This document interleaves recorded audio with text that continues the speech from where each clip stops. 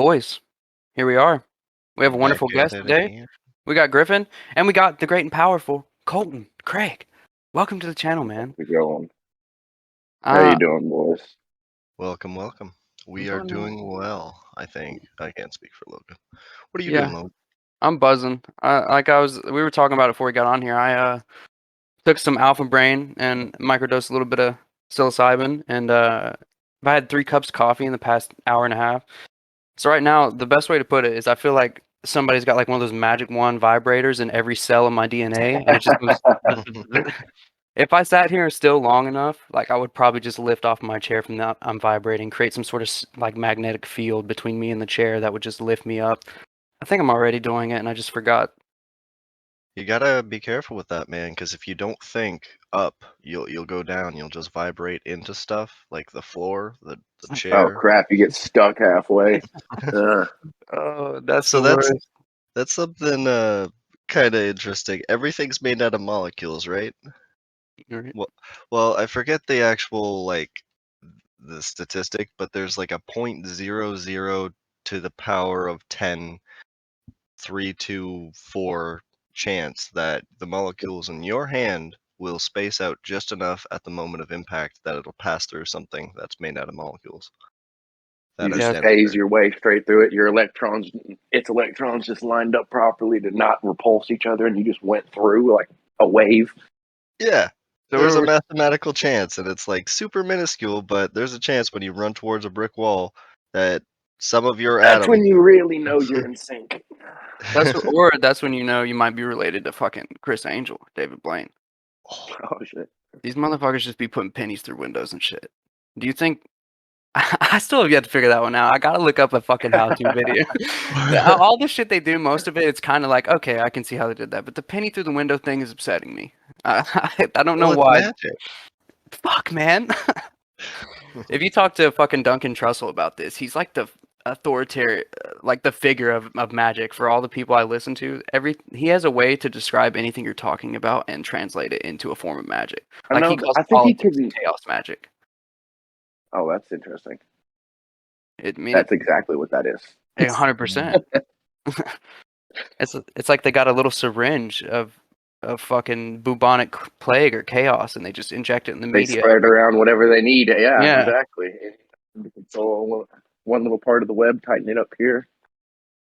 Create a Well, little slack there. It's all about So what reality you subscribe to, and they just happen to subscribe to the anime reality where they can just manipulate the forces of the universe. That it's fine. I think what we're saying is all politicians are fucking spiny orb weavers. And that's Yeah. why they call it the Yeah. World Wide Web, because they just go to their fucking part of the web, tighten it up, like, yeah, that'll catch some idiots. Let's go to this side.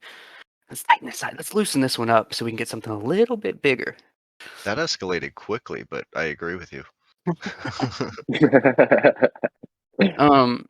Speaking of the web, dude, the other day I was on Snapchat. I just got on there and talked to Kiana. That's pretty much how we primarily communicate. That shows you the times are changing. I almost never text her. We almost entirely Snapchat. But I was on there. The first thing I see, it said teens are getting high using condoms, and I was like, okay, what the fuck could this possibly mean? Well, gotta figure that out. Yeah, I was like, what the fuck could this possibly mean? I was really genuinely wondering, and so I click on it and I read it, and these motherfuckers are heating up condoms in hot water and then drinking the liquid out of it. Mhm. Oh my goodness. It's a real thing, and it's not like a couple people. This is like a fucking sensation in Europe. Like all these kids in Germany are just going to the fucking those little quarter machines in the restroom stall. Like, let me get one of these fucking. These Let me get. motherfuckers could you could just like microwave some styrofoam and probably get similar effects. Just huff the fucking dude, what in the world is How do you going on? find that out? How do you discover that as like a? I don't know. That goes deep. Yeah, that to me that's similarly to the fucking person who found out you can drink cow's milk. Like you got to be one of those people. Like that guy. It's true. I didn't think that's where you were going to go with that, but that is so freaking true. That might actually be more foreign. You're drinking another species body fluid. That's lovely. That definitely started out as a fetish. No one can tell me different. Some guy was real fucking horny. He probably had multiple missing teeth and a unibrow thicker than mine, and was like, "Damn, dude, none of these fucking ladies in the village want my What penis." I'm thinking it probably came from like just farm practices and a mother not being able to actually produce milk, and them having to use cow's milk or goat's milk in order to subsidize other animals that weren't producing milk for their young. You know what I'm saying? So then they just made the leap to give it to their young when their mom wouldn't produce milk. I would think that's kind of how that happened, but I'm not exactly So the balls to do it the first time. It's definitely a fine line between fetish and being a caring parent. Why couldn't it have been both? Why couldn't it have been Damn this it. one guy had a fetish and he just happened to grow up to be like He 6 had the foot idea four, ready. never fucking broke a bone, great teeth, like he just all the plus High sides of cholesterol. drinking milk. Yeah.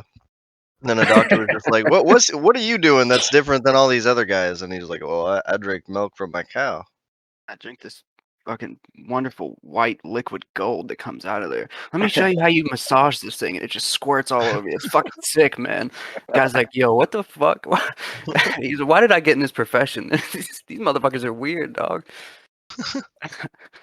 Yeah, but that brings me to my next point. And on the same scroll, not even a fucking quarter of the page down. I think it was literally the thing right under it. It says, NASA warns astronauts not to masturbate in zero grav. Could impregnate others. And so my first thought was, okay, so no matter how you look at this, either the other women and astronauts are just flying around with their fucking legs spread, no suit, nothing on, and they're just like trying to catch it, like fucking playing that snake There's game. some wild things going on that space station. Yeah, it's definitely like that one time at band camp, but more for astronauts. That one time in the International Space Station.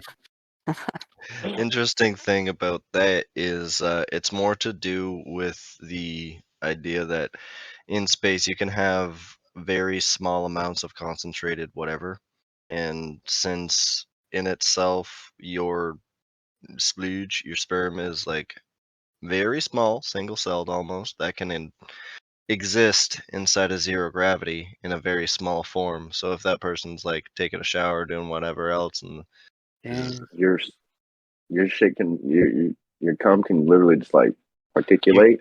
You can be like, you can jerk off a week ago and then like be walking around the back of the space shuttle and see this little grain of dust in the air and be like, why is it dusty back here? And you grab it and it's actually cum. So you're telling me there's no such thing as a like? Okay. Have you ever seen when people sweat in zero gravity?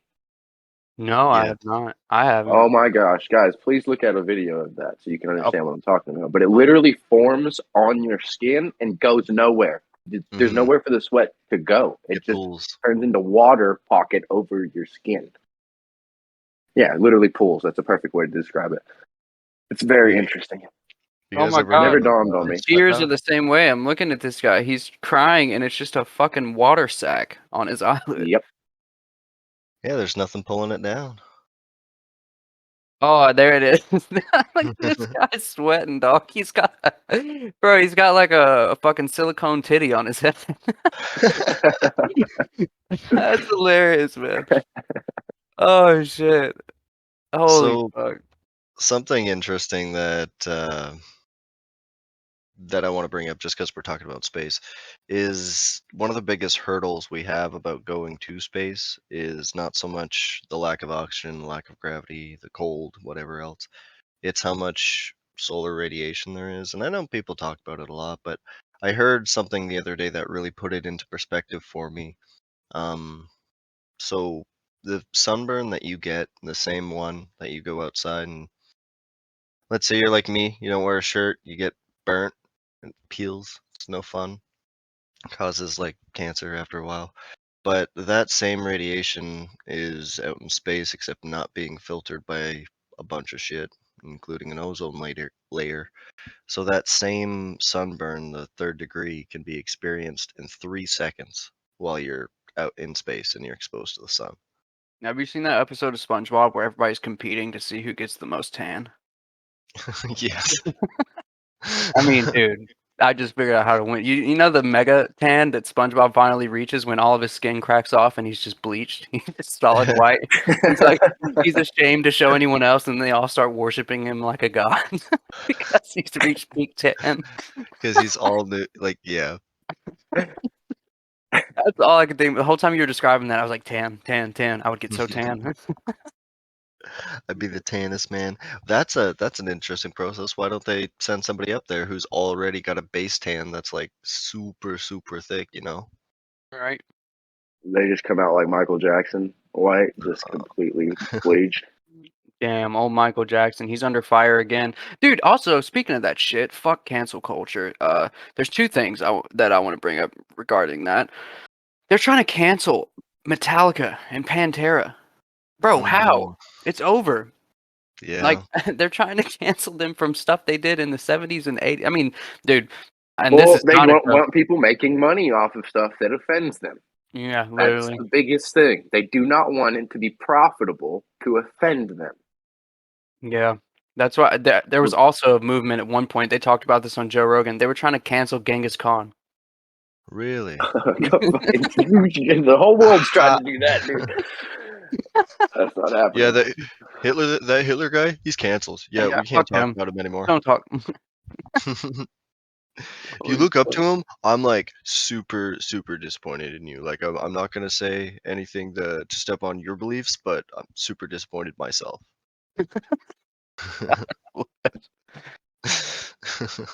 Dude, have you seen those videos floating around of a person dressing up like a certain culture and then going to like a university or college and asking people if it's Yeah. okay? Oh my lord. Yeah, I've seen that shit. What do you think about those? Honest to God, dude, I have a problem personally with cultural appropriation because, like, just from the lifestyle I choose to lead, I try to model myself after Anthony Bourdain. Something I learned is that every single culture in the world respects someone who takes time to study and learn their culture. They're not going to get upset at you for learning about them. There's no, and where I think people are drawing the line, they just label cultural appropriation on anything that they think is theirs. First of all, you can't claim something as yours because when the fuck were you around to create it? It was created thousands of years ago. And one thing we know about history is the winner writes it. So how true is 99% of the shit you're reading about who created it? One of my favorite things is people always thought that the origin human was in Africa, right? That was like a regular thing we learned. Graham Hancock comes out with this new study that straight up proves that there is multiple civilizations multiple civilizations that were well before Africa. There were some up in Siberia, areas of Siberia. There were some in South America, mostly South America. We talked about it before. They found entire civilizations with LiDAR technology that could have housed millions and millions of people that predate Africa by like 20, 30,000 years, which is fucking insane. So turning around and saying that you own something because you believe you're of a certain ancestry and that no one else can therefore appreciate that and share that culture with other people is ignorant to me. But what can I say? I'm fucking Scottish native. I feel like people take this so personally because it takes away what they feel makes them special in a way, right? But it's like I don't understand how we can all try to be more progressive but also more isolated at the same time. Yeah. I think it's doesn't make any sense. Lack of real thought about it. Kind of like what you were just saying is like they take it personally, but they take it personally without dissecting why it's making them feel that way. Yeah. So yeah, so if they dropped in and they were like, okay, well, that is part of my identity and you're making fun of it or you're trying to take it for yourself, then that is kind of interpreted as an attack. Right. But at the same time, if you're looking at it from a lens of, say, someone who holds that culture dear, not because they're like trying to preserve it or something like that, but actually just living it like that's just their culture, then it is more of an appreciation message when someone else outside of that culture is trying to, I wouldn't say making fun of it is never good, but trying to learn it, and you know what I'm trying to say. To me, it kind of relates to like you see somebody get a specific tattoo, right? That represents something very strong and very powerful, right? But they have absolutely none of that in their life. You get what I'm saying? That's what I was really about to bring up. Like the Maori it's like sticker slapping. Yeah. Mhm. No, it's perfect example. Yeah, the Maori people, like you literally, unless you were, I'm saying it incorrectly, so I'm sorry. It's like Maori or something, but the Maori people, they literally, you have to be born in their lineage to get their warrior tattoos, which is a facial design that their elder gives you. You have no prior knowledge to what it's going to be. They basically, now that would be cultural appropriation. That's where where you take something that's sacred to a culture, turn around, Yeah. and then get it yourself because you think it has a cool aesthetic. That makes sense. Okay, or if you're taking something that has been passed down for thousands of generations and trying to profit off of it, that makes sense. That's cultural appropriation, but not Yeah. respecting someone and trying to share the culture with them and trying to Yeah, let exactly. others know You about got to it. draw a line somewhere so that that's the whole point of traveling and experiencing, right? Yeah. So that you can appreciate all the different cultures and way of life. I know that. How are you ever going to truly appreciate it without also walking in those shoes? You know what I mean? Yeah, for So sure. to draw that line to where somebody's stuck at just observing your experience seems slightly. Well, our problem right now is that Twitter is the one drawing the line. So before we hop on to something new real quick, about that line, let's say, as an example, um, feng shui, you know what I'm talking about in terms of, I believe it's Japanese room design for flow of energy. Is that?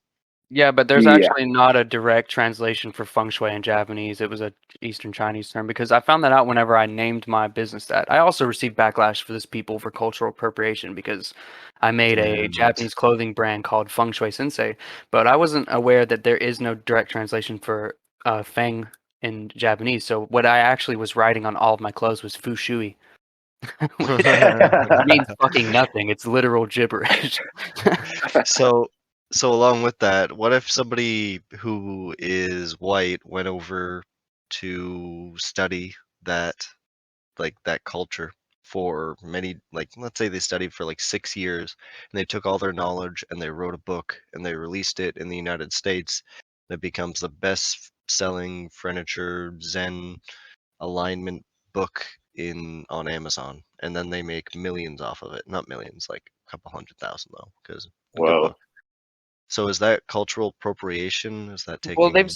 I would say no, because they've spent time, one, learning the culture as much as they could and become what you would consider a master in it, and two, feng shui isn't necessarily a sacred part of their culture. It's just like Mm. a way of arranging your house so that it has the best flow of energy. It's not like now I So would. that flow of energy is to do with their religion, isn't it? Well, yeah, well, technically everything. The thing about It's Buddhism just like a is, way of life. Yeah, it's yeah, linked into everything. It's the way that you live your life. It's keeping your entire household in order, yourself in order, tending to the garden, if you will. so yeah, and the things about Shinto and Buddhism, which are Japan's two major religions, they both are directly considered to be nature religions, right? They worship different differences in nature, and one of the things that they believe is nobody owns nature. We all share it, so we all inhabit the space. We all have equal access to it, so we should all treat it as what's the word I'm looking for? Treat it the best we possibly can. And that Mm. if we're going to coexist in this place together harmoniously, that we have to complement each other and complement this space. So when you see another person practicing Buddhism, you don't go up to him and be like, I'm fucking way more Buddhist than you, you fucking pussy. Look at me, bro. It's not a yeah, I under and I feel like that's what I was trying to get at with the whole point was depending on how you view your culture and how your culture views other cultures absorbing your culture. I'm saying culture a lot. But I think it really comes down to the person and how much inner thought that they've put into what Yeah, that's what I culture was ready to is. say with what Logan said, where he mentioned that he tried that the man has become like a master. I don't think you necessarily even have to become a master in order for it to not become cultural appropriation. I Right. feel like taking the time to practice on a daily basis and trying to take the time to understand and further your knowledge is most of the time going to be enough to keep you from being inappropriate. You know what I'm saying? Yeah. And I feel that directly relates to your goal with the item, right? So with martial arts, this is a great way to transition to this. With martial arts, you've got all these people that are fucking chi masters and this and that. These people are bullshit. And then you've got people that do practice BJJ, Brazilian Jiu-Jitsu, that are actual ways to defend yourself. They're actually tried, true, proven. But these people have only practiced for a short amount of time, and their only goal with it wasn't to learn the beauties of the art. They weren't to actually use it as a lifestyle or way to defend yourself. Their goal was specifically to open a gym to make money, and so they're teaching people an inefficient, incomplete art. Whereas someone who, even if they may not be a master, but they've spent years practicing, they truly enjoy the art and they want to pass it on to others, and they want to make sure others are able to defend themselves and protect themselves, they're not appropriating, because their goal isn't to just directly make money, and they've only half-assed the fucking craft. Their goal is to spread the culture, spread the art with others, I feel. Yeah, they're not just piggybacking off of something that was created by another, essentially. So the first question that should have followed that video of a person saying, "Does this offend you?" should have been, "Well, what's your intent?" Right. And I feel like that would have smoothed out a whole lot of, like, in any situation, like if you go up to someone and they have a tattoo of your culture, I can't really relate because, but anyway, if let's say you were Japanese and you saw a white guy with a Japanese sleeve with, let's say, use our buddy as an example, an Oni mask on the right side, and you walked up and said, like, what does that mean to you? What do you think that even means? Do you think it's just a cool mask? Like, Cool aesthetic, bruh.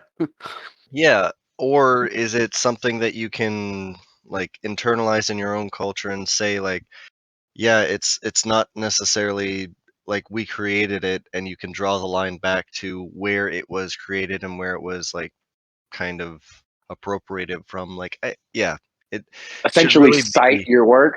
Yeah. Yes, exactly. Well, kind of, but that should be enough, because that's all you can really do is Yeah. Yeah, with I art, agree. the lines get really skewed, because art is a really gray area, because it is 100% up to interpretation and perspective. But cultural art is where things get really fucking hazy, because some people, like we were saying, art is completely sacred to their culture. I know for sure that if I went to Japan right now, people would give me the worst looks of all time. I have the words kill and obliterate tattooed on my knees in Japanese. mm, I mean, people saw that, they would be really fucking upset. I mean, that's why when I go to Japan this coming year, I'm gonna wear pants the entire time. I'm 100% gonna wear pants the entire time, and I might even wear long sleeves. Well, there's a lot of weaves in Japan too. I got a bunch of anime tattoos for those of you who don't know, but if you ever get like someone talking to you about it, just say that you were lied to by the tattoo artist. You wanted to say destroy murderers, but instead it just said kill, destroy. no, if anyone ever sees them and they genuinely ask and they're like, "Why would you put something so nasty, so horrible on there?" And I'm just gonna keep it as simple as this: these are weapons, and I am labeling them as such. That way, if anyone gets to the point where they need to see the knee that closely to their face, they'll understand why it's labeled as such. Hopefully, after they wake up.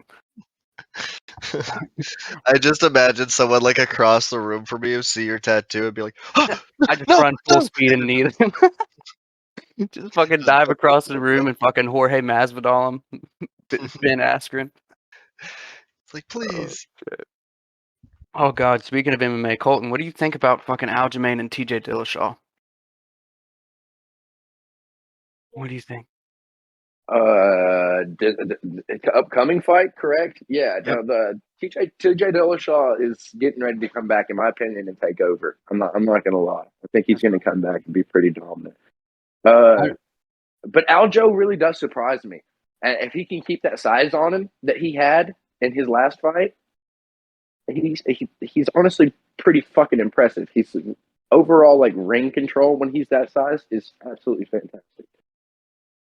Yeah, his ability to work off, even though I hate the guy with a passion, but his ability to work out of his guard and like have some of the best jiu-jitsu in that division is very threatening to that division, because there's a lot of small guys, and like you're saying, if he can just keep a little bit extra size, coming in on fight night around 155, Yeah, 150. because that allowed him to kind of not necessarily dictate if it went to the ground, because he's not really got the best takedowns in the world, Right.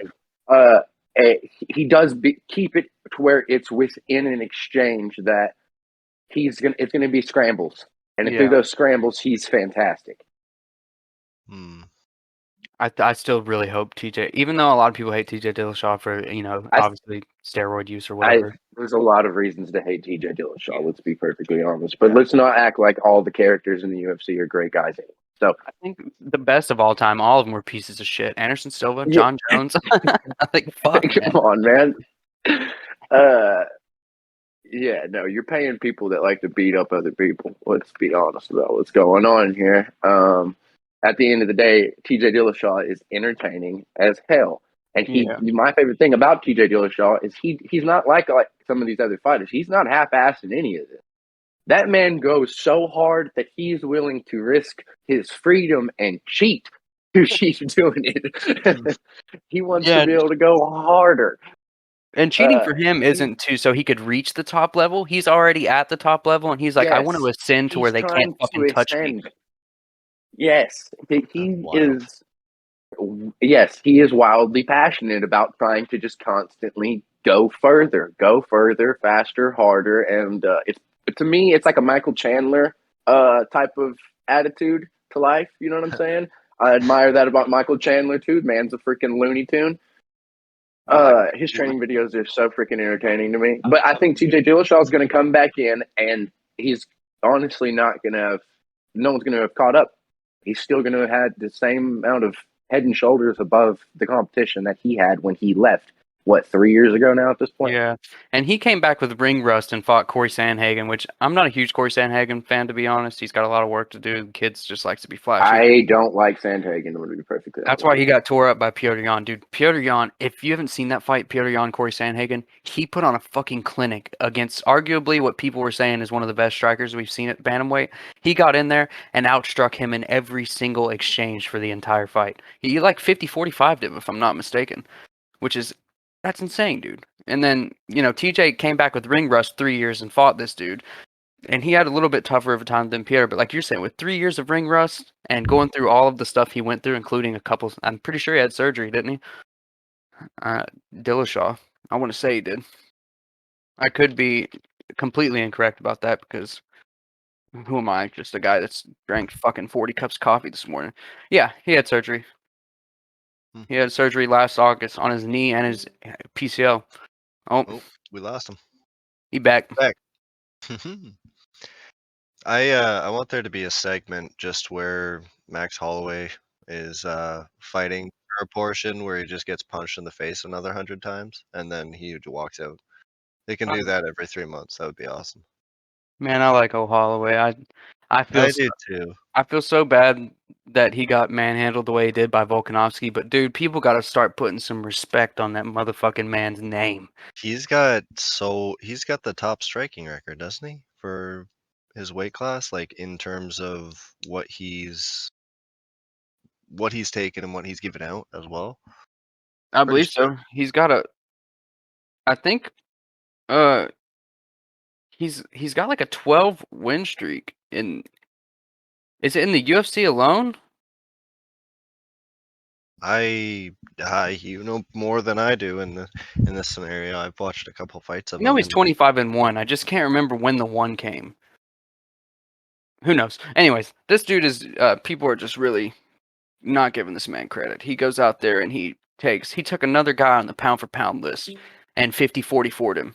And he's not a big guy either. Like that's what I was going to interject with before when you guys were talking about the size difference. Like if he can just get a couple more, like if he can just be a little bit bigger than him. But then you look at someone like Max Holloway where he's had people who straight up like they outclass him in height and in girth, like by the looks of him, and he'd still walks out.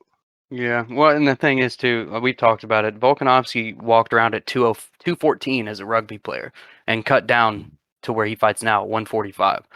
Which transformation there is incredible. This dude was like a fucking little bowling ball playing rugby, and now he's just considered one of the greatest mixed martial arts athletes on the planet.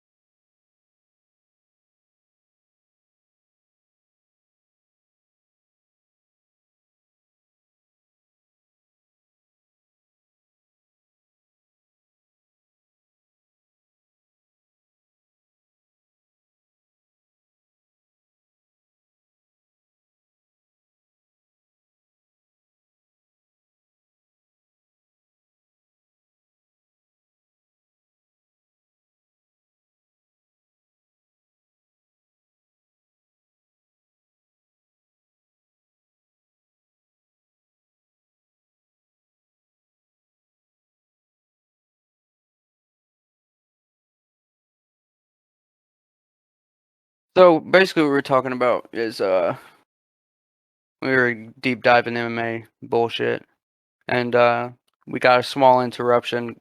Colton's headphones died, but all is well. I was going to ask you, Colton, what do you think about Nunes versus Pena? Do you think that last fight kind of showed decisively how it's going to be every time, or do you think there could be a third fight? I think there should be a third fight, just because. I mean, honestly, what else is that division going to do? And Right. but to be perfectly honest with you, there's not like a line of people that deserve to fight either of them. So let them run it. Who cares? Like, let's see if it. Let's do it 10 times and see if we get freaking different results, man. Like fucking Honestly. Davison and Moreno. Yeah, I mean, there's no reason not to. There's literally nothing else to do in that division that fucking matters. So until a young lady climbs her way up through the ranks and proves some things, they might as well do it as many times in as many places as they possibly can. Just do a traveling tour of rematches. Dude, a lot of divisions are getting to that point, kind of, where it just seems like people are running the gauntlet. Like Usman's fought this, like 2 or 3 of the same people, 5 of his last 6. Usman's next match with Leon has got me just actually kind of asking myself what the hell's going on with the UFC. Yeah, because Leon's gonna get starched. It's just gonna be fucking eaten. Leon's gonna get starched. Imagine fucking somehow in a fucking alternate universe, Diaz beats Cumshot Chimaev, and then fucking goes on to fight Usman, even though his contract's ended. He's like, I'll sign one more fight with the UFC, Dana, if you let me fight for the belt. And then he fucking wins. I'd never watch the sport again. That'd be it for me. There's no possible way in hell. I would be every star in the universe aligning, in the multiverse aligning. I would be terrified to be, and even Nick, like, even being like incredible at cardio, you don't have the advantage over Kamaru. Yeah, there's no way. You still don't have the advantage there. That's his strongest. Like, he can always lean back on that. You're not gonna be able to do that, especially not with. I swear, there's no way. Kamaru has to blow up to like 205 pounds on freaking fight night, dude. Yeah. He is so massive. It's well, no. They actually said in his last fight he weighed almost 220. This dude gets big, man. He's so huge.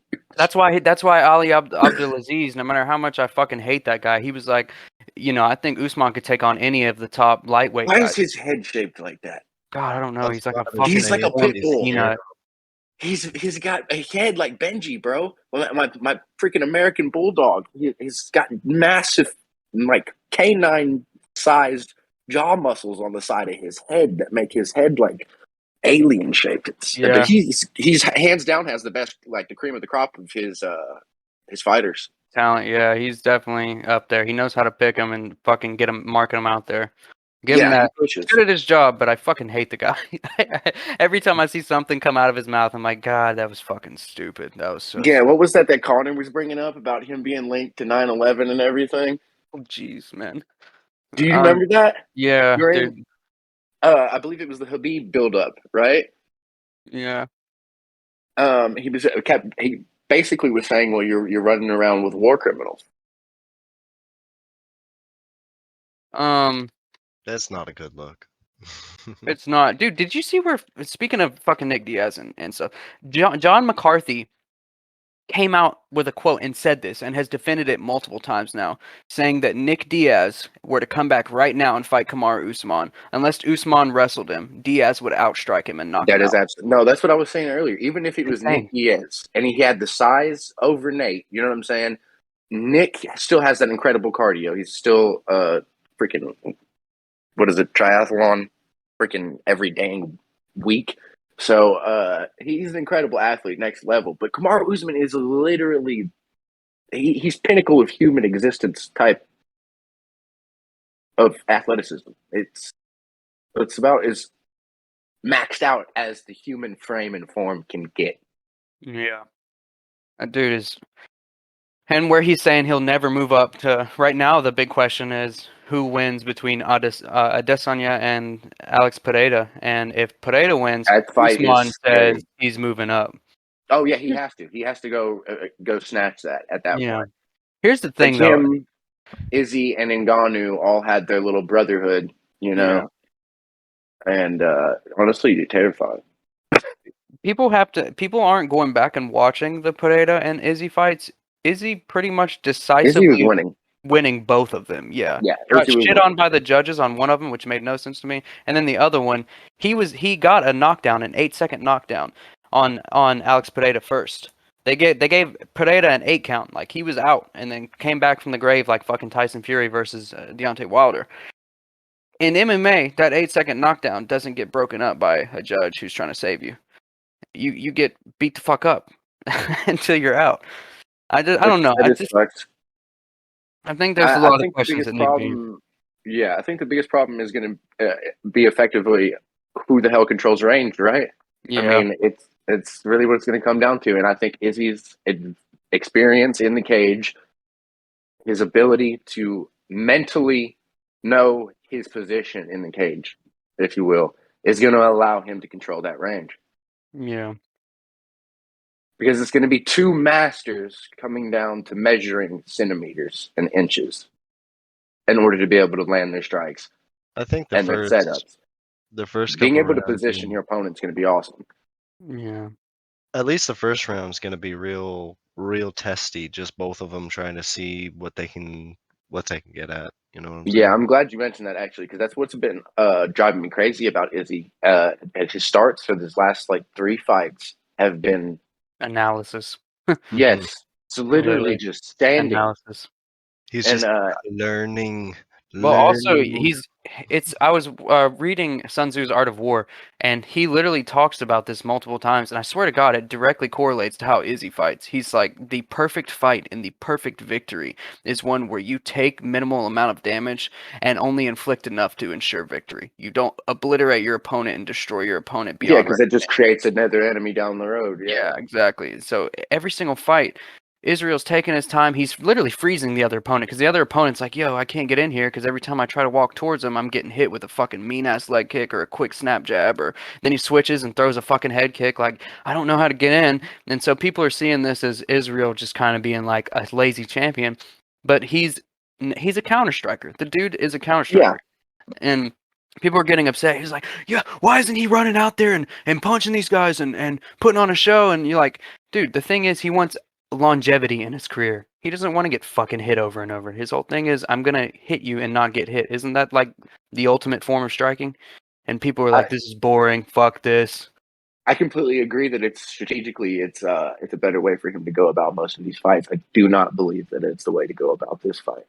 Oh, no, absolutely not. I agree with you on that. This one, he's going to actually have to get out there and get after it, because if you watch the other ones, he did get out there and get after it, and he was beating the shit out of Pereira. And what led to him losing was the inexperience of not having an extra fucking 40, 50 fights under his belt, which he garnered after the fact. But he was just spamming his right hand over the top.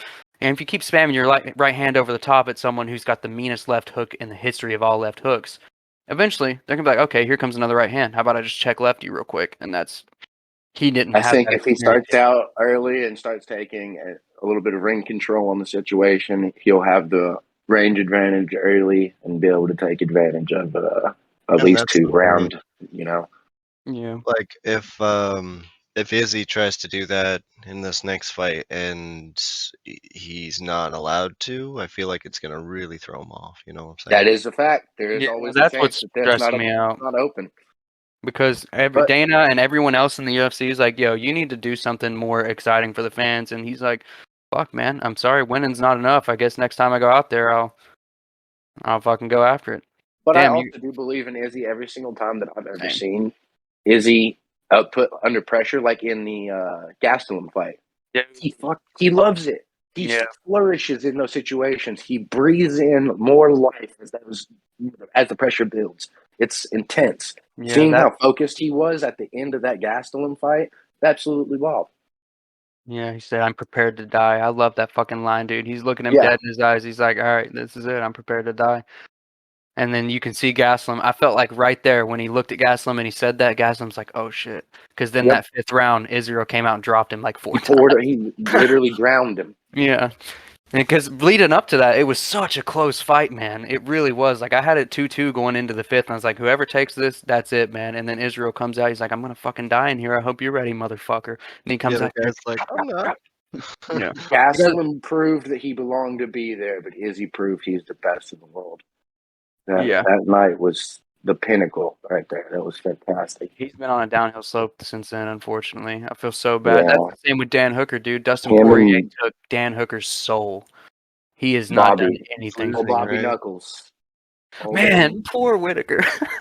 Robert Whitaker, man. I love Robert Whitaker.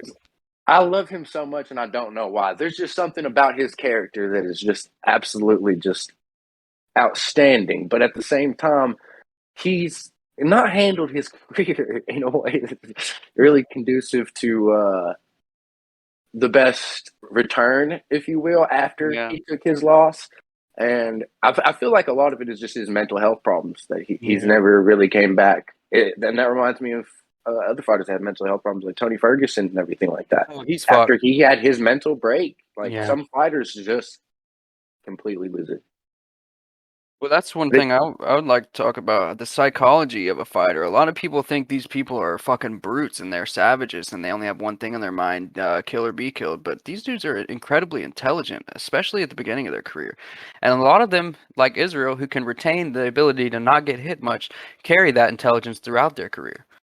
Well, I think that's one thing that actually comes in innately with martial arts is the kind of practice of controlling one's emotions and understanding one's emotions so that you can properly express those in a physical realm without getting yourself kind of blindsided. You know what I mean? Yeah. Have you guys heard of? I'm not sure where I heard it. I think it was a Snapchat story, but it was a bunch of unexpected hobbies that a bunch of UFC fighters partake in. For example, Conor McGregor really likes origami. I didn't even know that. Yeah, he really enjoys origami. That's what he does, and that's his hobby. I feel like that was him, like making a reference to making money, like playing with paper. And he's just no, fucking. Man. He has a. You should see some of the pictures. He has such awe in his eyes when he's looking at origami. It's kind of funny. That's awesome, dude. I had no fucking That's knowledge. really cool. And like, there was a few other ones. Like Nick Lenz. I'm not sure if is that a name. Nick Lenz, yeah. Yeah, he was in Master League in StarCraft 2.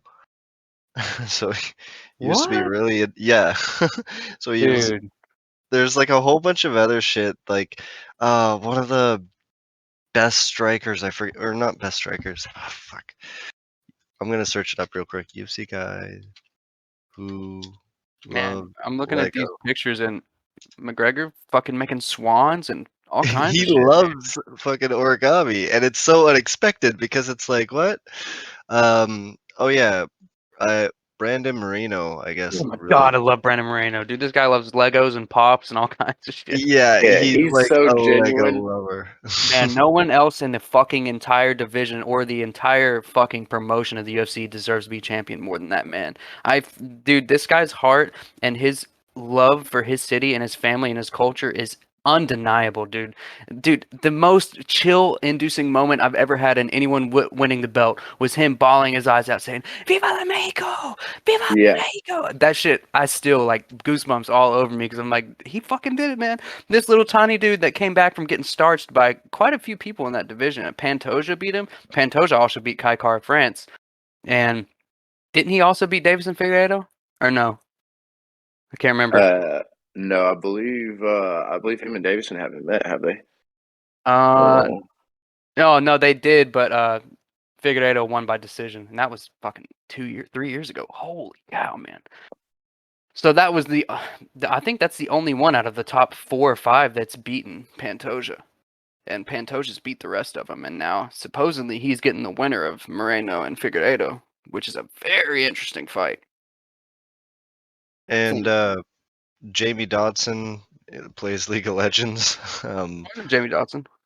And then Ronda Rousey actually has a Night Elf World of Warcraft character. Yeah, I knew she was a huge video game nerd. Like, one of the things when I first got into MMA, like, well, not first, but like when I was younger, I would say not first. When I was younger and Ronda Rousey was real big, people would like awe over the fact that she loved video games. That was like a big turn on for a lot of people. They were like, "Oh my god, this is a girl who fucking trains, plays video games, and is attractive."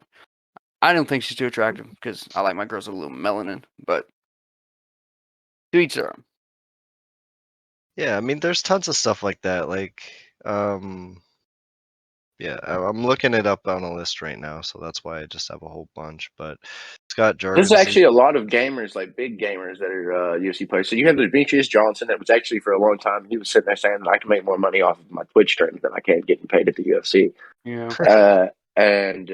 And you have people, for example, like Sugar Show. Sugar Show has more of a online presence than pretty much any other fighter that's 100%. in the UFC. What he does is 24/7 promotes himself on every platform that he possibly can. And that's gaming as well. And so it's some people go the other way though. So you have some people that, like, for instance, unfortunately, BJ Penn. They Yeah. never found that thing, They never found something outside to kind of give them that peace. And whether it's, Conor McGregor's origami or whatever, he never found that, and then he got himself getting knocked out in bar fights, and Yeah. By people who would probably have never trained in their life and are just slightly more sober than him. Did you know Ben Askren is a pro golfer? I do know that, yeah. I also know that he probably should have done that, but have never joined the UFC. I mean, that's a freaking. Why would you not do that? Do you know how much more money golfers make? $3 million a year just for being a pro golfer. So that's where the argument comes in, because a lot of people were saying like, the money's not enough in UFC, and I agree with that argument. But let's strip aside the amount people in the UFC get paid. What you have to realize is that these people are hobbyists who have turned their hobby into a full-time career. They have completely monetized their hobby. So I think regardless of how much money they're making, they're still living a better lifestyle than we'll ever live, because they're doing something they genuinely enjoy. They have turned something. It's true. That brings me to somebody that's getting ready to fight on this next card. Finish your point, and I got something I got to talk about. Oh, you're good. I was just saying, like, these people, so you got people who are sitting over here, they're working at fucking Taco Bell or working their desk job. They're like, you don't pay these fighters enough. You guys are fucked. But you're also not in the situation of promotion. You're also not in the situation of fighting. You're also not. And like I said, I vocally agree with the fact they deserve to be paid more. But you have to strip down the fact that these people have completed their dream. Regardless of how you look at it, they've turned something that is their passion into a form of a career. And I like Dana's quote. It is a very Dana quote, but it is shitty. He says, "You eat what you kill." So these guys that are fighting 5-6 times a year are getting paid almost $1 million just from $50,000 bonuses. You know what I'm saying? They're getting paid $500,000. They're getting paid $300,000 between wins and bonus fights. Like, what's his tall, lanky motherfucker, Kevin Holland? Kevin Holland. Yeah. Dude, this guy's making bank in the UFC. And he's not even had his contract rewritten. Well, I don't think people exactly. What I think is the problem here is people aren't educated in the way that this business is working. They don't understand that your ranking essentially means nothing. It's a matter of how many views do you bring to the entertainment. How much do you change the numbers when you get put on the card? And like, even if it's the prelims, you freaking Sugar Sean was on prelims multiple times. And stole the show of the card. Patty the Batty too. Both of them. Yeah, exactly. And then these people keep that hype going. Yeah, exactly. But that's also what gets you paid. They put in the effort to to promote themselves, and because of that, they get the push, if you will. Yeah. Well, even so, we've seen multiple Snapchat stories. Well, we talked about it earlier this week, Logan, of Patty the Batty going on there and talking about how he loves eating, and talking about how like his next fight's coming in Vegas, and just those like promotional things, like going up there, and the fact that we're seeing that in Canada, and also in Tennessee, like, not that the algorithm's really pushing it. Like, we both watch UFC, so I get it why we're both seeing it, but just the fact that he's putting it out there. Exactly. How much exposure he's getting when I didn't necessarily know that Izzy had a fight coming up. You know what I mean? Exactly. See, that's what I was getting ready to say. Or you have Leon Edwards that's getting ready to fight Kamaru Usman, right? Leon Edwards doesn't put out crap. He doesn't say anything. This man is as freaking entertaining as a 2x4. He's literally famous for getting punched by Jorge Masvidal. Exactly. I was getting ready to say his claim to fame is a 2-piece and a soda that somebody else laid in his face. It's absolutely tragic. And then Paulo Costa, same thing. Back in the day, that man used to be all over social media, screaming and yelling and acting like a dang fool. And then he got humped in the butt. Yeah, he got completely demasculated, and now he's pretty silent. But did you guys see that fight? He's getting ready to fight Luke Rockhold. Yeah, he's probably going to kill Luke Rockhold, man. His chin is non-existent, and I don't think Luke Rockhold should be fighting anymore. I don't either, man. He's done. Yeah, I don't think it's right. I don't really feel like good watching his fights. I don't either. This motherfucker, what's 5 losing streak? How many? Yeah. Let's see what's up here.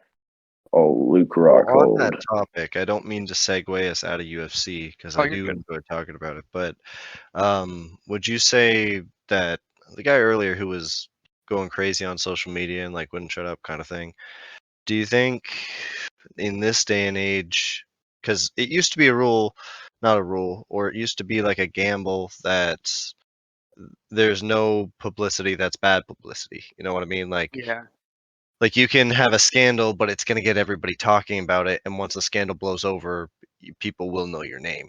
Yeah, whether it's bad energy or good energy, that's still fucking something that can be. Do you think it's with cancel culture though? Would you say there's a line? Like it has to be a certain. I think it depends on how. I think it depends on how big you are whenever it starts flowing your way. If it's bad, to be perfectly honest with you, because as much as I want to say you can't cancel me type thing, it's really hard to stay relevant if you get deplatformed and you don't already have so much of a voice. Like for instance, the Joe Rogan situations where they've tried to cancel Joe Rogan 70 freaking dozens of times at this point over asinine things. It's not accomplishable because there's so many things that you can look back and look at his merit that he's built up over time. You know what I mean? Yeah. And if you haven't gotten to that point yet, I feel like it is actually genuinely a case of it's something to worry about. But I feel like that's once again just something that money can and importance it can elevate you out of that reality.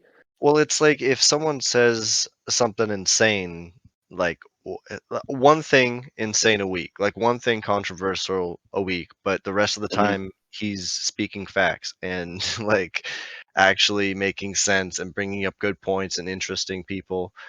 There's like one like it's not necessarily an outlier because it is constant. Like there's always going to be but there's an understanding of who he is throughout the time. You know what I'm saying? There's no way to take that. Yeah, and that's an interesting case too. But for someone like, say, Two Piece of Toast had a controversy, like for some reason, not that it would be any size at all, but let's say Greg went out and murdered Steve-O, and then it came out that he was talking about it on the podcast. I don't necessarily think that would be good. We would never recover. No. I'd have to rebrand as 3 Piece of Toast. Oh, God. I don't know. See, I don't know. I really. So yeah, and that's the other thing. Because I was thinking about it. I watched a video the other day on Artesian Builds. I'm not sure if you guys are familiar with it, but it was a company basically started by a streamer that he was building PCs and sending them to people, and he built his platform on a premise of, oh, you're a streamer, we'll become a partner, and I'll send you certain, like I'll build you a computer if you get to a certain viewpoint. And he would do these live streams where certain people that only had like say 2,000 viewers or something like that would win a giveaway where they would build them a PC live streamed and then send that PC out and also send over their viewers to help support. And it actually became like pretty huge. They expanded into an East Coast and West Coast thing. Have you heard about this? No, not at all. Actually, I'm not in that space, but okay. Well, anyway, it was like a 200. Well, it was like a. Let me look at it actually right now. What was its network before he ended up fucking it all up? Basically what happened was he had this big company and he was doing his regular he pulls a name out of a hat out of all his partners, and based on like that person they would get a PC build, and at this point they have like 100,000 followers. Like they're huge whenever they live stream, kind of thing. Not 100,000, like 100 million.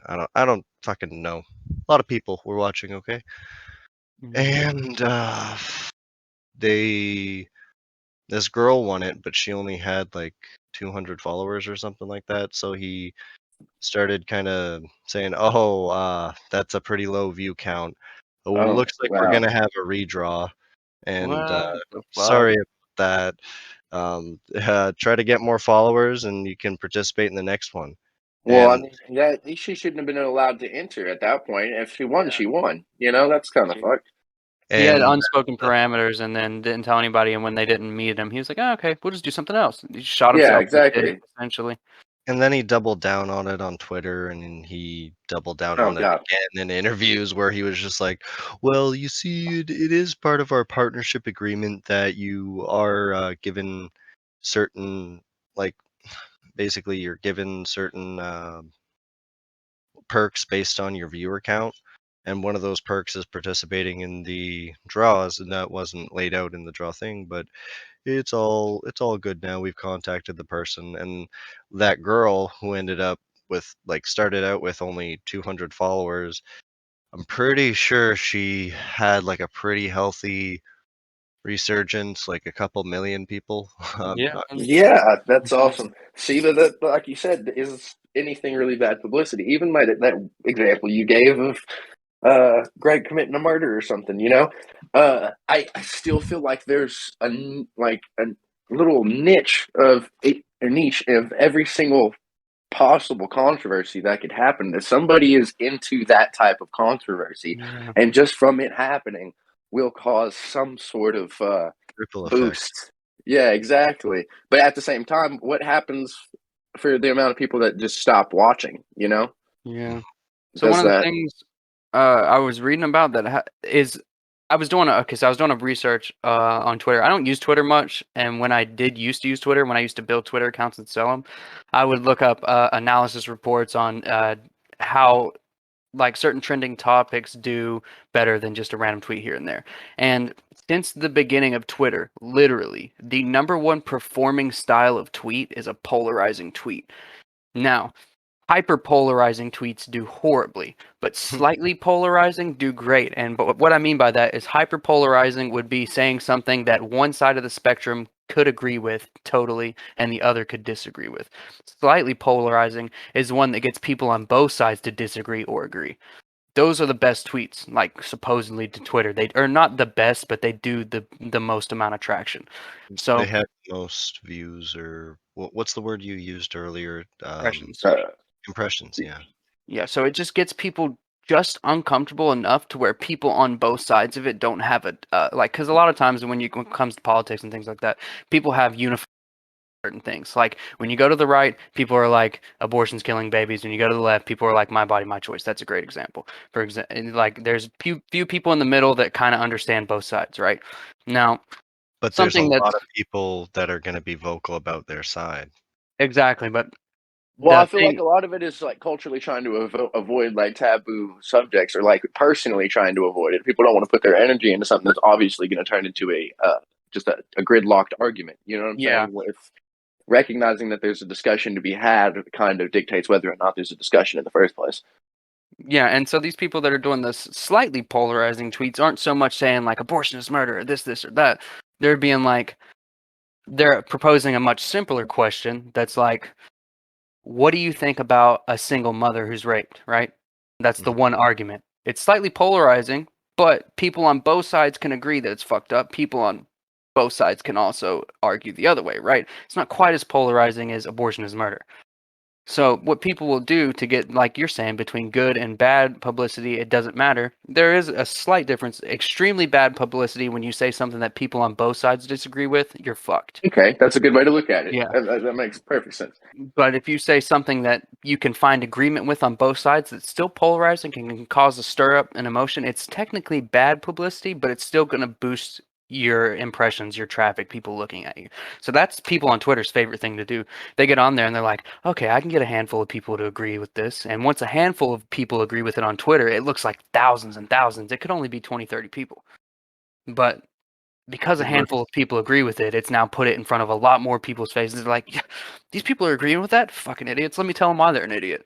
And then it just, you see what I'm saying? It's one of those things where social media can be the most toxic fucking thing on earth, but it is the most effective way to get your point out and get people to listen to what you're saying. It's like in the old days, you had a platform, you would literally get up on a box in the middle of the town and start shouting, "The king is a rapist," and people would be like, "Oh, okay." This guy's fucking weird.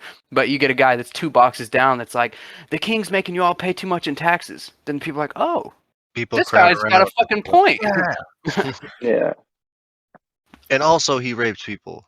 Yeah, they slipped that in at the end, and people are so busy cheering about the tax thing, like, you know what? Maybe he did rape people, and then the other guy at the bottom, 2 boxes down, is like, "Yo, I just And said that's that back shit." to that saying, like, one crazy thing, but having a whole bunch of valid points is It can carry you. it's almost good in a way. I mean, because at that point, if you already have a crowd of people, and then you bring up, and he's raping people, then the people are gonna like turn to everybody. It's like, is he raping people? I don't know. My sister never came back from the castle. I don't know. That's kind of weird. I've heard from smart people. Oh, that's my favorite one. Like, you can pretty much tell the integrity of a statement or whether or not it's true based on somebody's intelligence. Oh, I hate that one, but at the same time, I find myself agreeing with it because I won't take the ramblings of a fucking guy in meth walking down the street with anything, but he could be spouting some fucking straight gold, and I'm just like, nah, this guy's on meth. I don't even give a fuck what he says. He's just down here fucking tweaking. And then another guy could be like, for example, Bob Lazar is very polarizing. The guy that worked at Area 51 and did the UFO reports and a lot of leaking. People will, be like, "Oh, this guy's very respectable," and agree what he says. And you have other people that are just like, "Nah, guy's a Republican. Fuck him."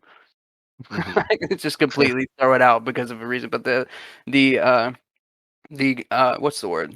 The comparison between intelligence and whether or not something has value, I find myself doing it a lot, but that's one thing I would like to break because there are some country bumpkin ass motherfuckers out here who really do have areas of life figured out that I'll never understand, but there's some sort of like societal or conversational disconnect where because he's speaking like at a 3rd grade level and only has 2 teeth, I'm like, dude, I don't give a fuck what you're saying.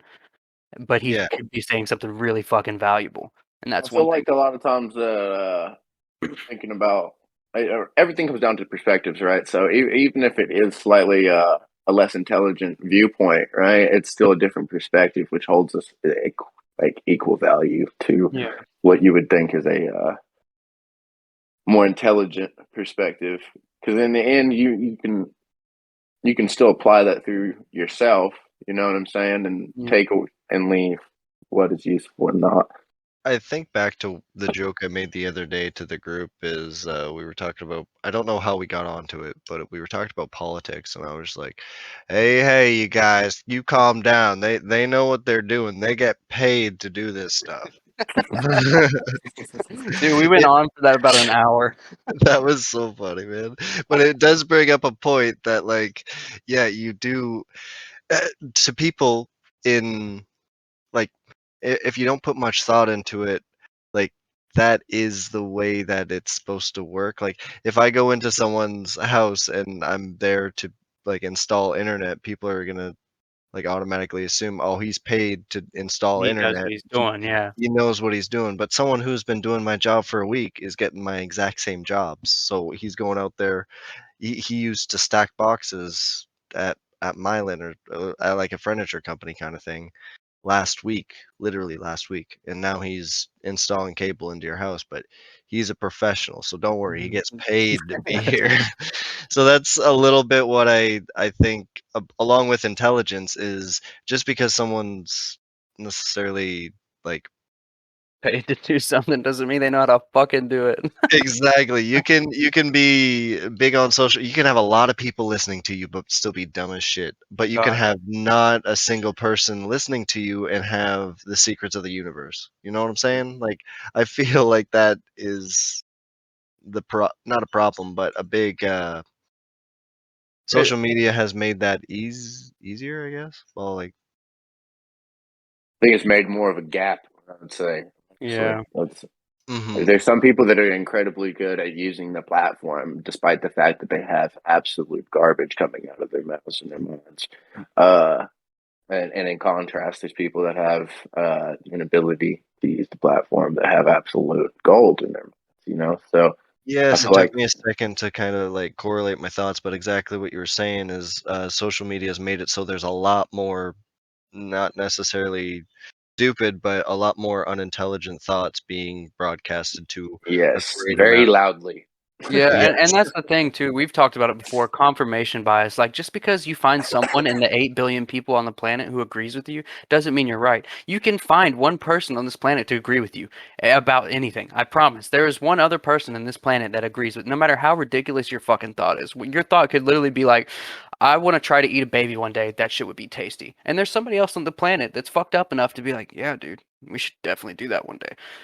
It doesn't mean that it's correct to do that. You shouldn't go out and fucking eat a baby just because someone else is like, great idea, dude. I fucking agree with you. Thumbs up. And Like, the internet has made it so there's people out there who are just playing devil's advocate because there aren't any repercussions. So there are people that are going to be like, "Yeah, fuck man, let's eat a baby." Yeah, but really they're sitting behind a computer with their like Beyond Meat burger, like vegetarian, not going to eat anything with a face.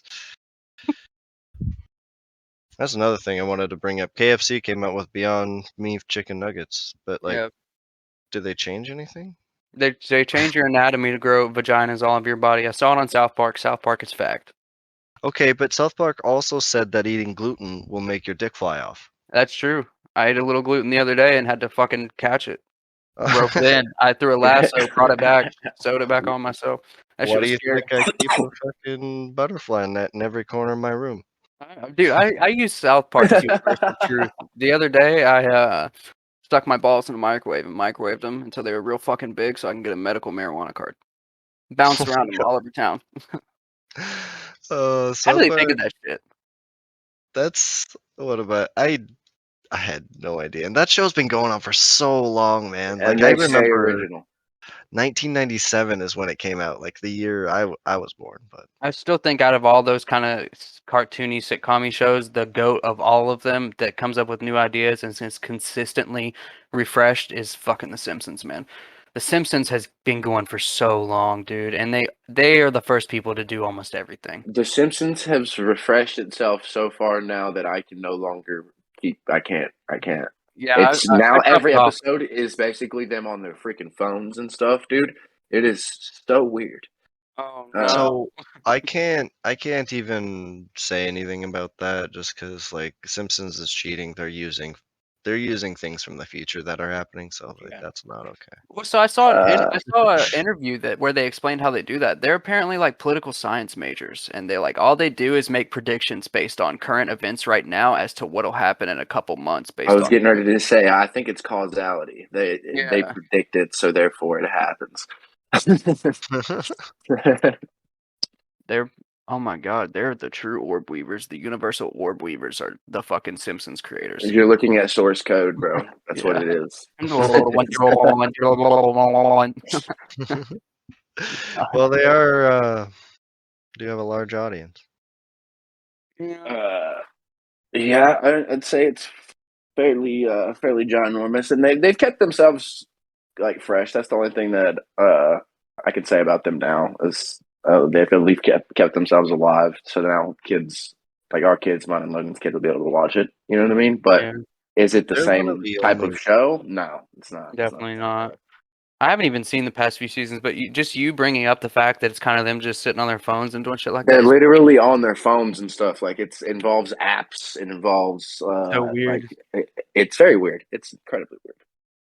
It throws me off. The first like I'd say 12 to 16 seasons of The Simpsons. Everybody go watch that. If you haven't watched it, take the time out of your life and watch that. That's some fantastic entertainment. The rest of it, you start to lose me. The main joke writers passed away and everything, and started moving on to different projects. That makes sense.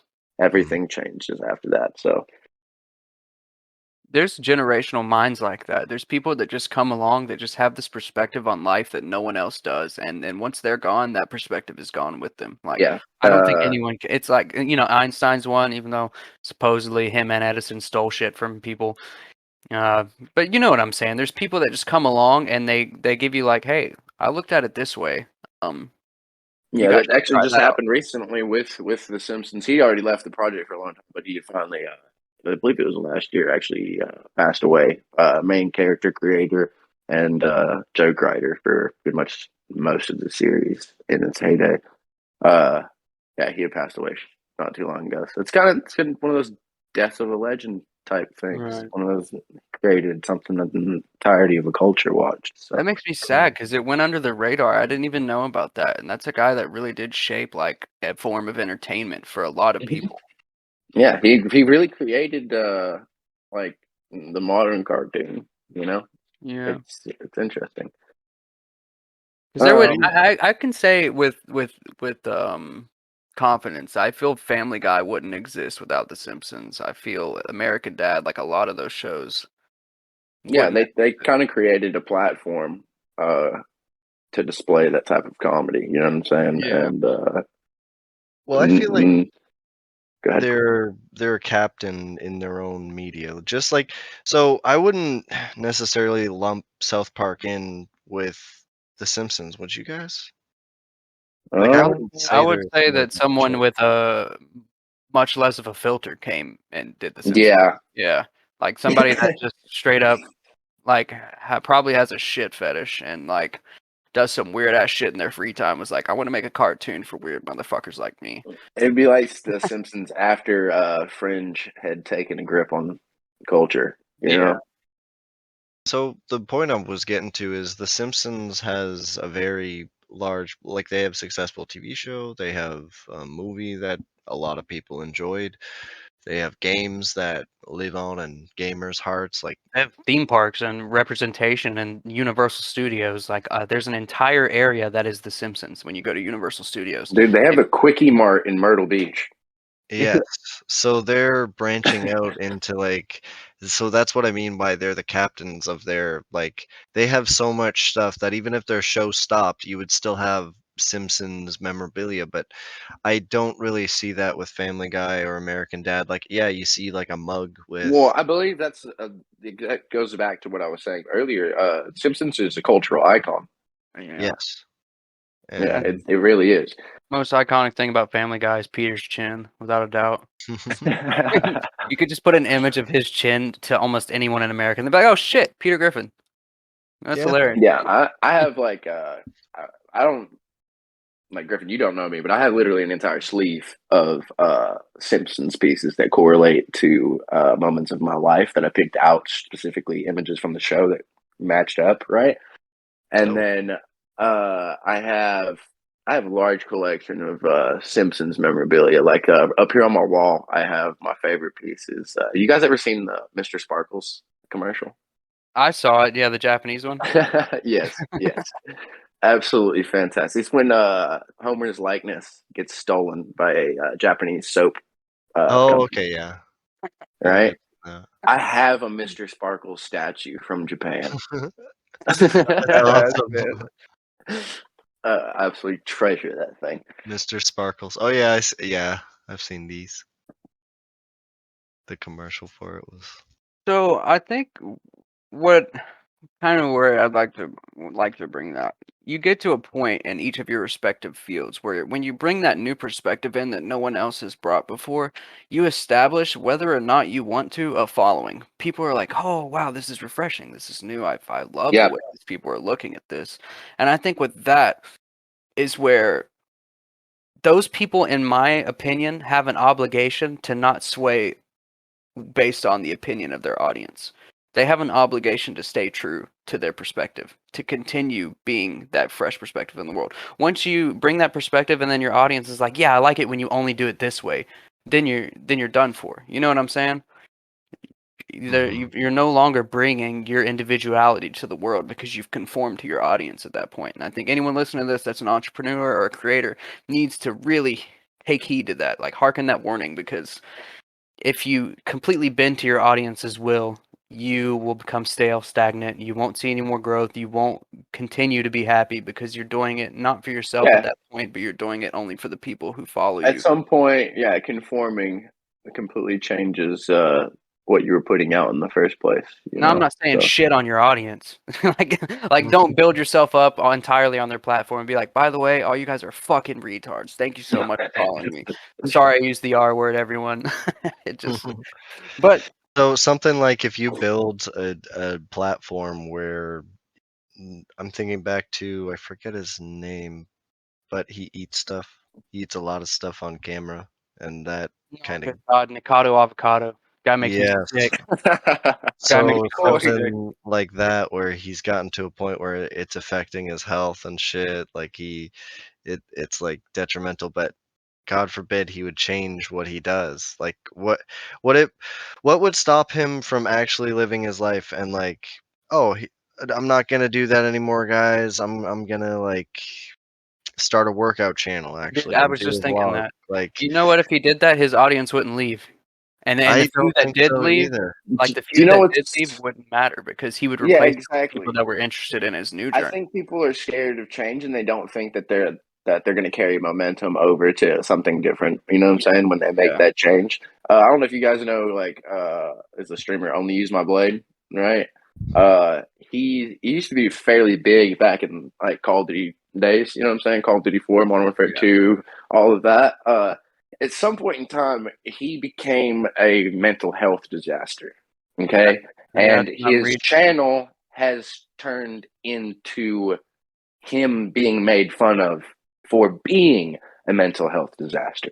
Okay. Now his entirety of his like fan base and everything like that now is literally people just continuously dogmatically just completely depressing this man's life. And the people that are on his channel, the people that are actually making a lot of these videos and stuff like that of him are I guess he calls them his friends to some degree that I don't understand, but they're literally just getting him completely shit faced drunk. You know what I'm saying? And then spray painting his face in his fucking sleep and shit like that, and videotaping it and posting it up for views. They completely like wreck and destroy his house. They send hookers and stuff like that over to his house. They get his house swatted. They get they're just terrorizing the man's life essentially at this point.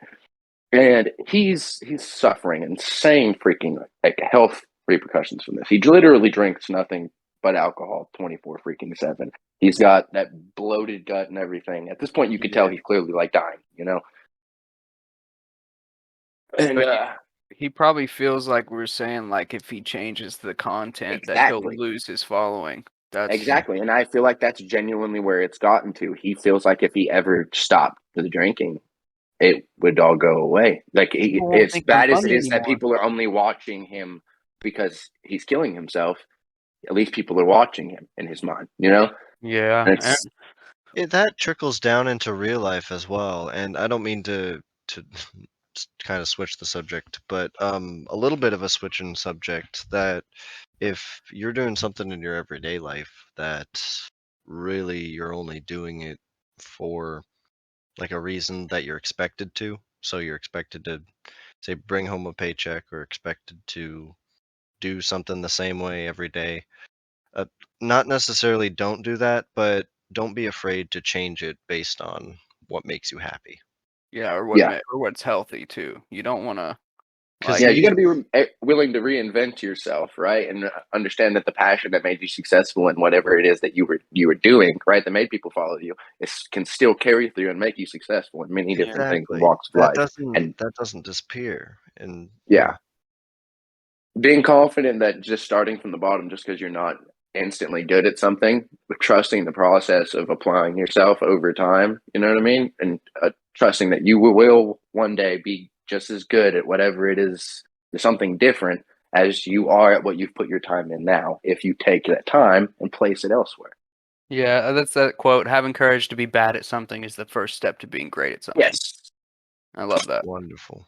And yeah, it's so I know anyone listening as an entrepreneur probably got a lot of fucking great motivational shit out of that. Please do not let it go in one ear and out the other. That's one of the things I love about this podcast is I do try to once every couple episodes like slip in something that hopefully will really have a lasting imprint on people that listen. I want to make some sort of positive change on the world. I don't want to be just one of those shit spewing podcasts. I know I spew a lot of shit on here and it's fun and I enjoy it, but at the same time there's also some little little golden nuggets that come out with that shit. You got to grasp onto those things because not too many of them come out of this dense ass brain of mine.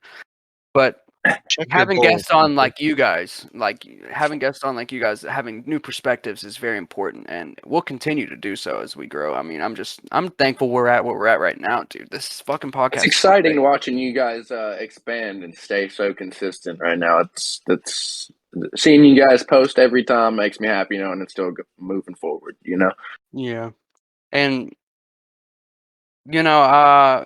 there's random times when life comes up and progress gets halted, and that's not something that should dishearten anyone. Like, everyone needs to take mental breaks. Everyone needs to take care of priorities first. Like, obviously I have a child, I have a fiance, there's things I have to do where I have to take time away. I have to step back from the podcast and I have to not post for a little while. And I've had people even message me and be like, hey man, did you guys quit? And I'm like, no, life just gets busy.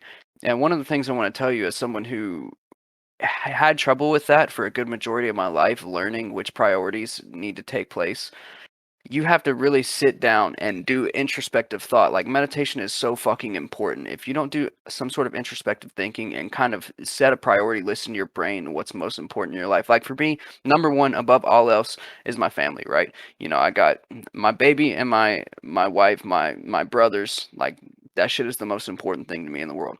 Right under that is my happiness. Like I don't put anything above those two things. And so it's really important that you find what your priorities are. Some people's priorities may be a little misconstrued. And I think once you do that introspective thinking, you'll be like, why am I doing this? Right? So if your priority is to get high every day or to get fucked up every day, you do that introspective thinking and you'll think, why am I doing that though? Like, why is it so important for me to get fucking high every day? Why is it so important for me to get drunk every day? Why is it so important for me to eat 55 times a day?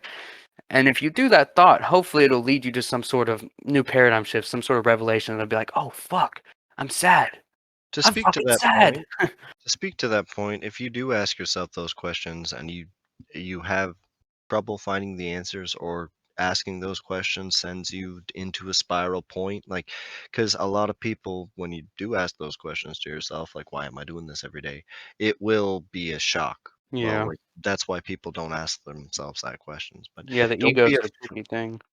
don't be afraid to reach out, because like we've said in the past, everybody is feeling this certain way at some point in their lives. So when you do ask yourselves those questions, don't be afraid to explore the answers with other people and other outlets, media, especially. Don't assume that you have to create all the answers to your own problems. Yeah. There's such a fine line. Everything we talk about. That's why I've been studying a lot of Buddhism lately, and one of the things I've really been focusing on is balance. Like, you don't want to solve the answers to all your own problems, but at the same time, you don't want to rely on everyone else to solve them. Yeah. It's such a weird thing. Like, balance is so prevalent in every part of life. That's why, to go back to the tattoos on my knees, right now the only thing on there says kill and obliterate. Right underneath them on the other side of my leg, I plan on putting save and create. Like, I want there to be accurate representation of balance in my life, not just in the form of art, but in the form of mental stability, relationships with other people. You know what I'm saying? Like, I think balance is one of those things that people like to, the whole fucking hippie group loves to talk about that. I'm not shaming hippies for sitting around fucking getting high all day and philosophizing. I love that shit.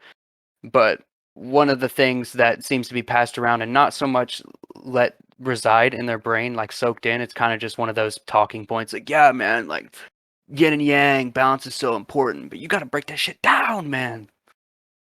Balance is key. Balance is key. I completely agree, and that sometimes in life, trying to find that balance is what, to bring it back to what you said, taking breaks and some of the things that you do. Yeah.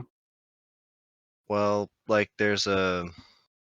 life is always right. You just have to really embrace the results of what it throws at you as well. One of my favorite sayings is "Life is a perfect story." Yeah, it's just pretty. I like that. Yeah, life is a perfect story. I tell my friends that all the time. You find yourself doubting how everything's moving right now, just remember life is a perfect story. Yeah, Oh. it is. One of the things I'm thankful for, Colton and I have been friends for more than 10 years now, dude. Yeah. Right. It's been, how old were we when we met? Like 13, 14, right in that area? Yeah. Or were we 15? 15, I think. Okay, so 15. yeah, exactly 10 years now, which is almost 11. Yeah, 10, 11 years. That's fucking crazy. Yep. One of the things I can say, even just for Colton and I's relationship, that dude, this fucking whirlwind of a life we experience cannot be predicted, nor can it be planned properly. No, not at all. We've lived some absolutely wild times in both extremes, whether that's economically, you know what I'm saying, that's mentally. We've gone through a whole lot. Not one bit of it's ever been really predictable by any means. But the beauty of something like that is we've developed an uncanny ability to adapt, like a fucking chameleon, bro. Not even necessarily a chameleon, like more adaptation than camouflage, because we will We're go. comfortable being uncomfortable. Yeah, exactly. And I think that is the most important lesson you can ever learn in your life from being a broke motherfucker and being on top. You go from that range of being fucking literally living in a shed to having your own house and family and shit. It's such a weird fucking gap, and the gap for Colton and I is a couple years. I mean that was just a couple years ago. We were living in a shed, and it was by no form of like plan or procedure that we ended up out of there. It's just life will fuck you the way it wants to fuck you, and sometimes you gotta let it, and sometimes you gotta be like, no, no, no, no, no, no, no. You know what's funny about that though? All right, so I can think back to many, many different situations where we've been in some low and dark times. We've always had a smile on our face. We've always found good times day in and day out, something to do, something to be productive, something to learn, right? Yeah. You can't really let yourself give up, you know what I'm saying, based off of what's going on around you, right? And sometimes in life you may not be able to take a whole lot of steps forward in your environment necessarily, but you always got to keep your mental moving forward. Yeah, or you Or could at do a least looking little forward. crab step, turn to a crab, do some side stepping, and try new paths. That's true. I'm going this way. I'm going that way. You can't fucking stop me, bitch. I'm like Randy Moss. That's how I feel. I feel like you know what? Sometimes though, I'm Marshawn Lynch on the 1 yard line, and fucking dude doesn't hand me the I was ball. getting ready to say, sometimes you just don't get handed the damn ball, man. I had no idea you guys had been friends for so long, but I guess I somewhat knew. I could tell. Yep, it has been quite the journey for sure. Yeah, honestly, whenever I first made the podcast actually stemmed. Colton and I talked about making a podcast 6+ years ago, dude. I mean, since we were. I've wanted to make a podcast for freaking ever. Yeah, Forever. honestly. And I wanted no other person in the world to be on it than him. And the first couple of episodes we did were kind of in a period of both mine and Colton's life where shit was a literal fucking tornado. Like moving houses, having children, fucking, you know what I'm saying? Like shit was this going year has been insane. exciting. So to try to navigate through that and get you on here earlier was not possible at the moment, but to have you on now, I'm fucking thankful. I'm obviously going to have you back on here many I'd more love times. to come back on, guys. So this is definitely, I love listening to the show, and I love having these types of conversations, regardless if it's getting recorded or not. So you might as well record it and stick it back somewhere. Somebody can listen to it. Hopefully, you guys take something useful or out of these ramblings and can apply it to your lives and make yourselves a little bit better. That's where the whole idea started because, I mean, we would sit there fucking drunk and high off our ass, just talking, and we would literally announce it out loud. I wish somebody was recording that. That was really fucking intelligent. That was a really cathartic conversation. Like, we resolved some shit. Like, I wish somebody would recorded that. Other people could have got something from that. And the same thing happened with Greg and Griffin. We would just sit there and play video games for hours and just talk, and the shit we would talk about would be so wild or hilarious or interesting. Now I just finally was like, you know what? I'm just going to put a microphone in front of me, a couple of my buddies, and we're just going to do it. And I'm very thankful that I decided to. This has been one of the best experiences of my life. I fucking love this podcast, dude. I love everybody that listens to it. We have a fucking great time. And the beauty of it only beginning is just that. It's only beginning. It's going to get so much better. Like, I'm in the process right now. I wasn't going to say anything about it, but I've already collected every bit of the gear I need. I have everything. I have soundproofing. I have mics. I have chairs. I have a desk, extra desk. I have everything I need Do a We're just studio? waiting. Yep, we're just waiting right now. We're looking for a house to buy, and as soon as we buy the house, I'm gonna turn an entire room into a studio room just for creation. It's gonna be for my YouTube stuff, for the podcast, for the Kosei Techie. Like, it's a bunch of cool things. I'm excited for that one. I don't know when it's gonna be, so for now, we're still gonna probably continue Discord podcast, but I'm excited, and it's definitely all thanks to random people listening to me and my friends bullshit. We don't know what we're talking about half the time. My favorite thing to tell That's you. what I was getting ready to say. Is I may not be as smart as I feel like I am sometimes, but I hope it's entertaining. That's the biggest thing, right? I'm not entertained. I may not be a smart man, but I know what entertainment is. Dude, that just reminded me. All right, it just reminded me of that freaking Alex Jones episode of Joe Rogan where he's like, Oh my god! "You know what I'm saying? You know exactly what I'm saying." I'm not gonna lie to you, Joe. Oh, I'm kind of retarded. I'm kind of retarded. It was one of the greatest moments on that entire podcast. That's freaking hilarious. Hey, another thing though, people shit on Alex Jones. This motherfucker's woke, like really, really woke. Everything he's saying either comes to fruition or it's batshit crazy. But it's like a 50-50. But that goes back to what we were saying earlier. If you have a track record of, you know what I'm saying? How detrimental is it really when something scandalous or bad comes out? How bad could it really be? If you come on, I encourage a little crazy thing here, and it doesn't really matter. I love that. Sorry, go ahead. Can we please make that normal? Can we please have there be like one crazy thing that every celebrity like gets to? Like, I want that. Yeah. Yeah, like everybody needs like a little bit of origami to outweigh their killer in the ring. You know what I'm saying? Yeah, 100%. It brings a more human aspect to him. Alex Jones is an alien though, for sure. That fucking dude, I love that episode where he's like, "They're turning the frogs gay." And in the same episode, he's like, "The governor of Virginia is killing babies." But he was right about one of them. That the governor of Virginia was doing post fucking birth abortions, which is insane. One of them? In Oregon. Oh, are they turning the frogs gay? I haven't seen many frogs. Have you? No, I'm kidding. I don't know about the gay frogs, man. That's a little far fetched. What would be wrong with frogs? Who would care if frogs are gay? How do we know? Then again, well, like you said, decrease the frog population. We can't just have an endemic of freaking gay frogs. Otherwise, we're going to start losing out on our frogs. Yeah. So I'm actually looking into the frogs being gay thing, and it's down to a point where more frogs are actually changing their gender to but he said it as so it's a chemical castration or something like that because there's so much chemical in the water. It's castrating the frogs to a point where they're having frogs literally like flip their gender because they can do that. There's a hermaphroditic frogs. Yeah, interesting. That's what's happening with Twitter. It's like political castration or like Twitter castration. How would you call it? Societal castration. Cultural castration. Yeah, that's kind of essentially what is happening right now. That's. I got a question. You might know this shit. Who the fuck is Andrew Tate?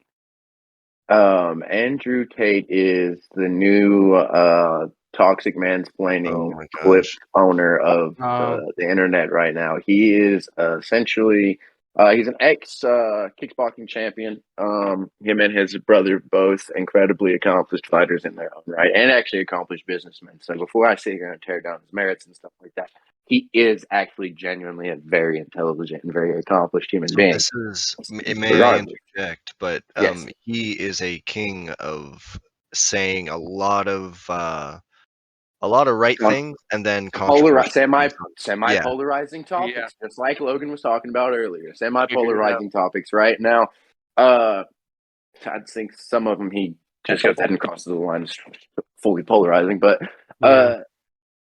he's weaponized a pyramid scheme in order to get maximum amount of exposure. He's got a what is it? It's basically a training program, media marketing training program. I believe it's like. So to put it in simple terms, what he's done look at the website real quick. He's made it so basically instead of going through the system, the process, like the government made or not government made, but like the step ladder, so to say, he's marketing to people to think outside the box and do it his way. He's going to teach you how to gain your skills without buying into He's teaching you how to be a corporate Sigma system. male, man. All right, Exactly. You're gonna be a Sigma male. So you're gonna sidestep the system. You're gonna take all these tools I'm learning, and you're gonna have Bugattis. You're gonna have All right. So if you go to Hustlers University, if you guys want to look at it, it's Hustlers University. All right. Looking it up. So he's gonna take $50 a month from you to add you to a Discord, where in that Discord there are gonna be people who basically work as online teachers for a living, and they're going to teach you marketing and business and stuff like that. You know how they teach you marketing? You know how they teach? This is the genius part of this entire scheme, okay? This is where you'll recognize, Logan, you will appreciate the puppetry going on here, okay? This is, the puppeteering is master level. They train you by getting you to distribute his content. Oh, yes. God. So, as an example, for your first project in your marketing class is to get 500 people to subscribe to Hustlers University. Wow. Holy fuck. You're paying $50 to learn how to do this, but you're also promoting his company. Holy fuck, you're literally paying this guy to advertise for him. Yes. Wow, man. He's mind fucked enough people into thinking that this is giving them is a good idea, because they look at their bank accounts after like he goes on his podcast. You listen to his podcast and on his content, and he's talking about how he basically has the recipe to turn you from a little freaking beta ass nobody, right, that's scared to talk to all these chicks and essentially just hides behind your fucking computer and shrivels up low T ass problems, right? And then turn yourself into a Sigma or alpha male that can go out and tackle the fucking world and make everything your bitch, right? God, I hate that mindset.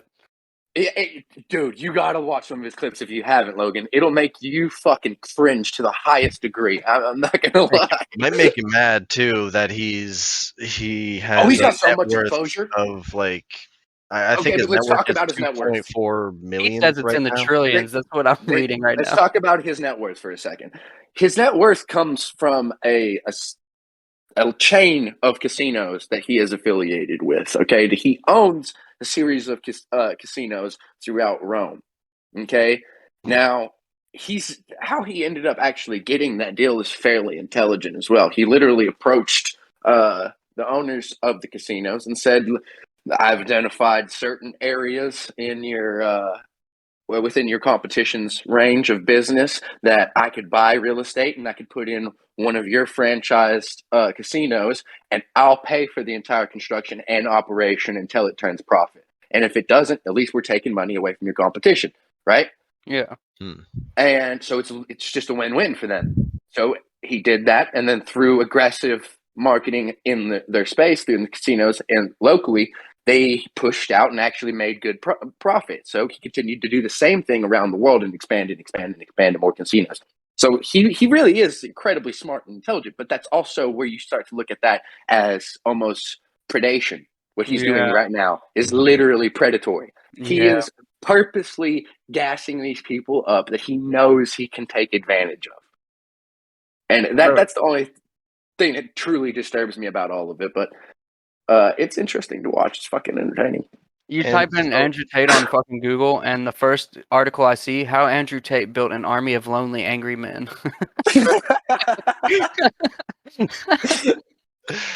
Holy shit.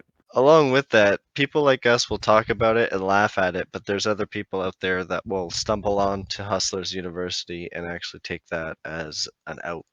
Bro, I guarantee you I'm going to get a message on Facebook or fucking Instagram or Twitter or something afterwards saying, bro, why are you talking shit about Andrew Tate, man? Dude changed tons of people's lives. Just like last time when I said that you shouldn't listen to everything Jordan Peterson says. Jordan Peterson, I knew you were going to say that. You got to do your own damn research. These people just listen to these guys and like, it's got to be true. Listen to how intelligent they sound. These $1 million words, their confidence they're exuding. It's unmatchable. I wish I could be them. And they'll fucking take anything they say just because they respect these people and they'll listen to it. You can't do that shit. You got to do your own fucking research. Very smart individual that philosophizes a whole lot, but he throws that philosophy into a lot of like factual realms that he has absolutely nothing to do with. Exactly. And guys, back here, how can we not poke a little bit of fun at that voice?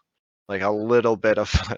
You know what I mean? And so if you really think about the way the male anatomy works. I love it. I love when you do it.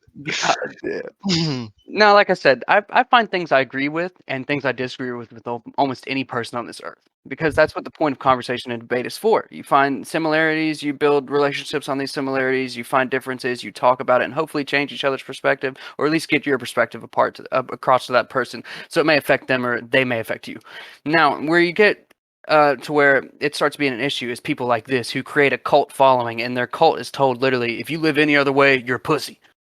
And so the entire cult is like, everybody else is a pussy. That's why nobody likes me, because they're just pussies. like, come on, man. People don't like you because you're 100% following someone like a lost sheep or puppy. You've got to be your own person, be an individual, do your own research. I take different personality traits from all kinds of people I respect, but I also build my own. I think it's important to balance, my friends, balance. That's Indeed. Well, I've got to go on lunch with Kiana. I know it's an abrupt ending, but it's 1:00. I've had a fucking wonderful time, and if I could end you all with anything that's listening to this, like I said, don't end us all. Yeah, I'm gonna end it all. I'm ending it all. But I think balance is important in life. We covered that. Balance is extremely important. You all need to take time when you need it to do introspective thought. Hopefully, one of the random ramblings I said, or Colton said, or Griffin said in here can make some positive change. And we love you all. Like always, we love you so much. Colton, I love you, brother. Thank you for coming on here. Love you guys. I appreciate you guys having me on. I hope to be on again soon. Dude, absolutely. I'm going to have you back on. We didn't touch nearly enough on fucking aliens and philosophy on this one. But we'll get back. We got a lot to talk about. Yeah, we got a lot. We'll touch back again. I'll have you on probably. Honestly, I'd like to have you on in the next couple weeks again, just so we can continue. I'd like to we could do a regular thing like how Joe Rogan does protect our parks. We can we can have we could do something very soon. We need to come up with a little a name for it as well. That sounds nice. We gotta try to come up with a way to divert away from constant MMA talk. I feel like it's something. Yeah, that came up. Fucking. That was a big chunk of this one, but it's just because we're passionate. Maybe 2 pieces of toast with a little Colton Chino. Yeah. All right, boys. Much love. Everyone listen to this. Make sure it's very important you don't choke on your daily dose of 2 pieces of toast. Peace.